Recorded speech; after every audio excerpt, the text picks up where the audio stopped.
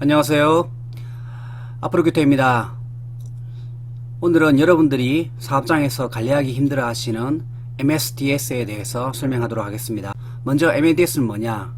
근로자에게 항물질의 유해 위험성을 알려 근로자 스스로 자신을 보호하도록 하여 항물질 취급 시 발생될 수 있는 산업재해나 직업병을 사전에 예방하기 위함으로 하항물질의 자기소개서라고 보시면 됩니다. 물질안전보건자료에 포함되는 16가지 정보는 120회 전기안전기술사의 시험에 나왔습니다. 물질안전보건자료 10개를 적으시오. 그래서 요 16개 중에서 자신 있는 거 10개를 적으시면 됩니다. 먼저 하나씩 볼게요.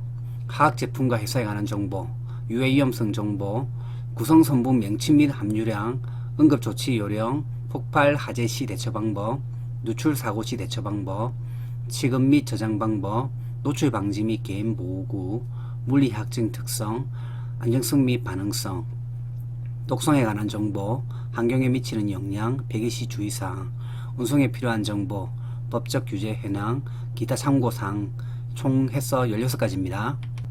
항목별로 활용하는 방법은 화학물질에 대한 일반 정보와 물리학적 성질, 독성 정보 등을 알고 싶을 때는 2번 유해성과 위험성, 3번 항목은 구성성분의 명칭 및 함유량, 9번 항목은 물리학적 특성, 10번 항목은 안전성 및 반응성, 11번 항목 독성에 관한 정보를 보시면 되고, 사업장 내 항물질을 처음 취급, 사용하거나 폐기 또는 타 저장소 등으로 이동할 때는 7번 항목, 8번 항목, 13번, 14번 항목 등을 보시면 되고, 외부로 누출되고 근로자에게 노출된 경우 2번, 4번, 6번, 12번 항목 등을 보시면 됩니다.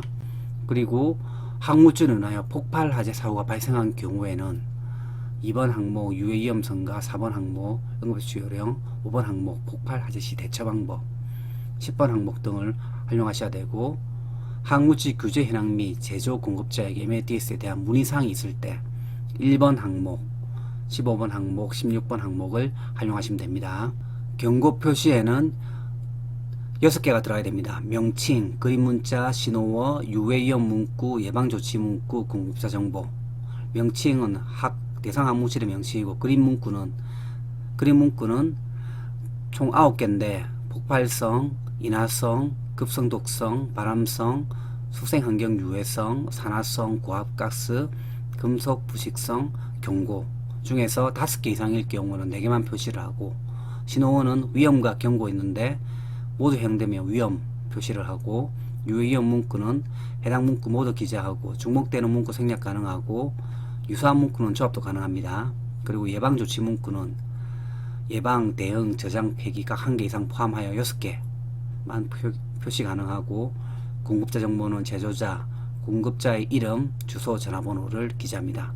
그리고 대상 화학물질의 용량이 100g 이하 또는 100ml 이하인 경우에는 경고 표시에 명칭, 그림 문자, 신호어를 표시하고, 그 외 기재사항은 MADS를 참고하도록 그렇게 설명해야 됩니다. 그래서 사업장에서 해야 할 일은 뭐 있느냐? 사업장에서 취급하고 있는 화학물질의 목록을 정리하고, 목록에 있는 화학물질별로 MADS를 비치 게시하고, 그래서 경고 표시가 부착되어 있는지 확인하고, 자급 공정별로 관리 요령 게시하고 교육을 실시해야 됩니다. 먼저 화학물질의 목록을 정리, 엑셀을 이용하셔 가지고 한 줄로 쭉 이렇게 길게 하시면 됩니다. 첫 번째는 그 넘버를 적고, 두 번째는 제품명이나 물질명, 그 다음에 머티리얼 코드, 사용하는 부서, 구매 부서, 용도하고 사용 장소를 적고, 연간 사용량 또는 구매량, 구입 경로는 국내에서 구입한 건지 수입한 건지, 그리고 공무원 MADS가 있는지 없는지 확인하고, 경고 표시를 부착했는지, 그리고 지급자 교육을 했는지, 대상 물질을 지급하는 자급 공정별로 관리 요령 게시하는 거에는 대상 항물질의 명칭, 유해성과 위험성, 지급상 주의사항, 적절한 보호구, 응급조치 요령 및 사고시 대처 방법, 이렇게 유해 화학물질 자급 공정별 관리 요령에서 페인트 신나들은 그림 문자를 표시해주고, 유해 위험성, 지급식 수의사항 등 이렇게 표시를 해줍니다.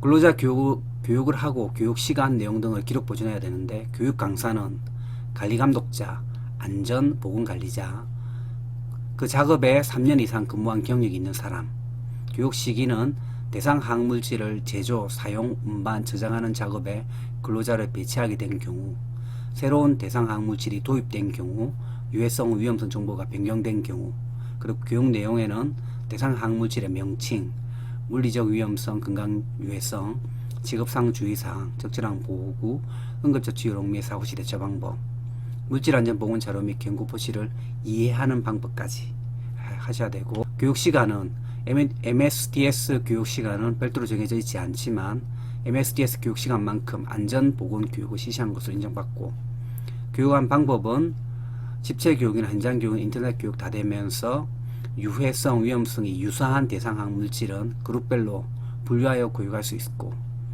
교육 문서 기간은 5년간 기록 보존하셔야 됩니다.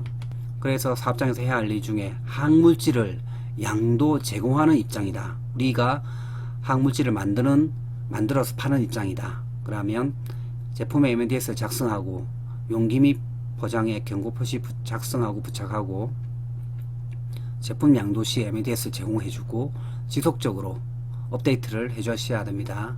그리고 화학물질을 양도 제공받는 입장에서는 제품 수령 시 MNDS를 받아야 되고, 용기 및 포장 경고 표시 부착 확인하고, 사업장에 MNDS 비치 또는 게시하셔야 되고, 작업 공정별로 관리 요령 게시하고 근로자 대상으로 교육을 실시하셔야 됩니다. 물질안전보건자료 적용 제외되는 대상은 원자력안전법에는 방사성 물질부터 해서 보면 식품위생법에 따른 식품하고 식품 첨가물, 그리고 12번 항목 같은 경우가 한 10년 전, 7, 8년 전만 해도 포함됐었습니다. 하지만 법이 변경되면서 빠졌는데, 생활용품으로 판매되는 세제나 락스 등, 그러니까 이거는 식품위생법에 따른 한글 표시를 다른 보면 여기도 자세하게 설명이 되어 있습니다. 식품위생법에 의해서 한글 표시하는 방법들이 다른 용도로 자세하게 설명되어 있고, 생활용품으로 판매되는 세제나 락스도 사용상 주의사항이라든지 그런 것들이 다 설명되어 있습니다.